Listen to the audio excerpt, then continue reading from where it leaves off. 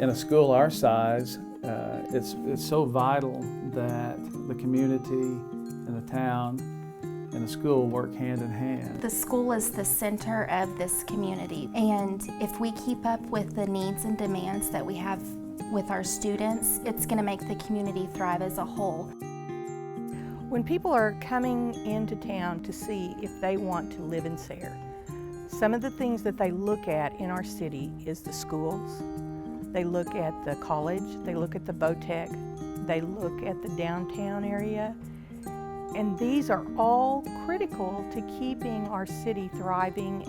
When I go on job recruiting activities, the first thing I put out there is Sayre Schools. You know, I can put everything that we do in Sayre Schools. I put the pictures up, I tell good stories about Sayre, and people want to come here. School board and superintendents has always been looking forward of how they can best serve the students, and they've done an excellent job. Sayre's always been very progressive in making their improvements slowly, not all at once.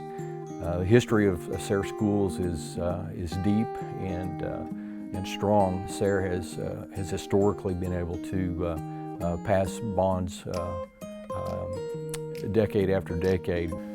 It's unusual for our community to not pass a bond proposal with an approval rate that approximates 90%. That's why we're able to use the buildings that we have. That's all due to the taxes that the people are willing to pay for to keep them updated. Everyone's always good to help anytime you need anything, whether it be personally you need something or if the school needs something and you go to the people and ask, they're always good to support you. The whole community is great. They support Sayre Schools. You know, when anything happens that we need something, the community comes right out to help the school. I can say 100% that this community supports its children. It always has supported its children. It's just been a great thing to see a community support their school system in such an awesome way.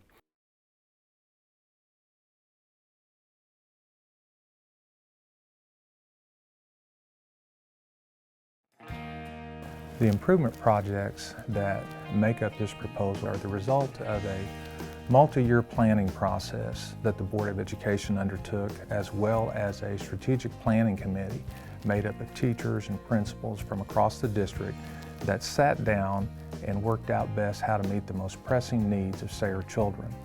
The largest part and the centerpiece of this proposal is the addition of an elementary safe room. I don't want to be in the place where Moore was, where News 9 is covering our city and our school is just leveled and our students are hurt. I want to know that if a tornado comes, that our kids are without a doubt safe and our community is safe. The building itself, which will be located at the west end of the campus, will be completely self-contained. It will have its own set of restrooms. It will have a generator backup.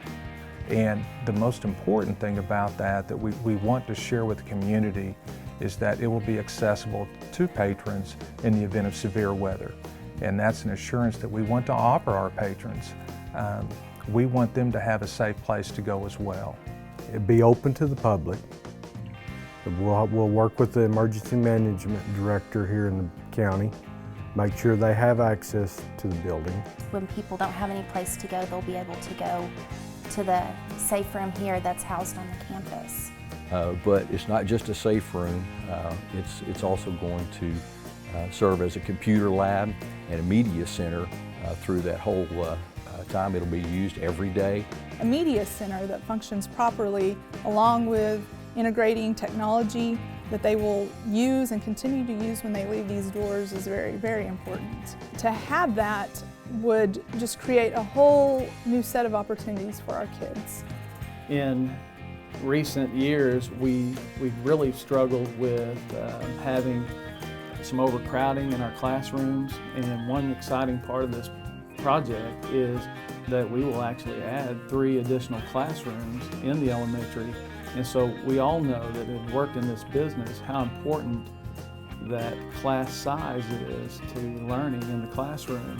I've had over 25 students, about 25 to 30 students, and it can be very difficult for one teacher to reach all of those kids when you just have a huge amount. By adding a new safe room at the elementary site, that will allow us to take the current library and computer lab where it's at in the main building and move it into the safe room, and then reclaim that same space and convert it back into classroom in a very cost-effective way. Everyone in town uses the auditorium, and it is important that we find ways to improve the auditorium. In the auditorium, the renovations are going to include a reconfiguration of the lobby area and the addition of ADA compliant bathrooms. Been in those bathrooms in a while, you would see that, and you would agree that we need to bring those up to ADA compliance. They're small and very outdated and certainly need to be redone. Bathrooms are horrible. I mean, just honestly, they're terrible. The sink drips, it's corroded. There's not very much room in the bathrooms, so if we did have a handicapped person that came for graduation or to watch their son or daughters play, there's no way that they could get in there because it's just so confined. We're unable to get students in wheelchairs on the stage, and so many times I have to set them on the lower part of the stage when they're in programs and such. The stage renovation will also involve a wheelchair lift, so that if we have a student or a patron that needs to move from the auditorium floor to the stage, that we're able to do that. We're also going to replace all of the curtains as well as the house lighting and the stage lighting. The curtain is torn, and that's not the worst part. It's not reliable. You're always nervous too. You just worked for months and months and you spent thousands and thousands of dollars, and you're praying that the curtain rises after you close it so that the kids can continue on with their show.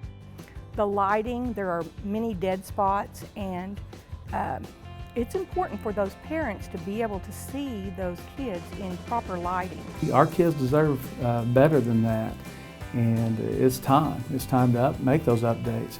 We looked at the conventional lighting versus the LED lighting during the decision-making process, and it quickly became apparent that the LED lighting long-term was going to be much more cost-effective, was going to be much lower maintenance. And we also think that we'll be able to mix the lighting throughout the facility much better with the LED package as well. Much of the lighting in the auditorium is still the original lighting, over 40 years old, and it's time to bring that up to date. The technology aspect of this bond is very, very important. Having a daughter just graduated from this school and watching her go from when we got here when she was a third grader all the way up to just graduating last year, the changes in technology in that short time span have been tremendous. I think everyone knows and understands that technology is one of those things that you just have to keep up with. Our district really does try to keep up with the new technology advances, but it's just the amount of students that we have that we just aren't able to accommodate everyone. The technology section of this proposal includes the purchase of enough student computers so that every child has access to a new machine, whether through a sit-down lab or through a mobile lab. It also includes upgrades to the district's network infrastructure, and that will include new servers, new switches, a new data backup system, the purchase of a new phone system, and a new surveillance system, and also the extension of the district's wireless access points. We made a commitment years ago to our patrons that we would bus every child, regardless of whether or not they lived right across the street or they lived at the far point of the district. And that's a commitment that we've kept, a commitment that we're proud of. Every kid on our campus will ride a school bus during the course of the year. On any given day, over half of our children will board one of 9 bus routes, and we'll bring them to school and take them home. But as a result of that, we travel down a lot of rough roads and we travel a lot of miles. Our district right now is 275 square miles. We do a lot of traveling during the day. We feel blessed to be able to provide transportation for all of our students, no matter where they live in the school district. But it does take a toll on your buses. Right now, we really need to get 4 new buses. And you just have to, year after year, systematically change out your older buses and other vehicles. I would love for the kids to ride the safest possible bus that they could be on. Schools do get money from the state, and 95% of that money goes to salaries and instruction, and very little else can be used for capital improvements. So in order for a school to grow, they have to vote bonds. The tax impact of this $3.5 million bond proposal is a slight increase of 5.76%. For every $100 in property taxes that you paid last year annually, you'll pay an additional $5.76. That's 48 cents a month, 12 cents a week, a penny a day, or less than 1 penny for every child that entered our doors at Sayre Public Schools. Accordingly, if you paid $500 in property taxes, your annual increase would be $30 when this came on the tax rolls. The amount of taxation upon our people in relation to our pupil head count up here is very minimal. I think it's a penny per child, and that is nothing in the grand scheme of things. As parents in this community, we are willing to pay anything to secure the safety of our children. You have to approach things with this question in mind. Is it good for kids? And when I look at this bond project, the answer is yes. I think it's important to show them that they're worth nice things, they're worth the effort, they're worth the money, because I think what we get out of that is way more than the money that we will ever put into that.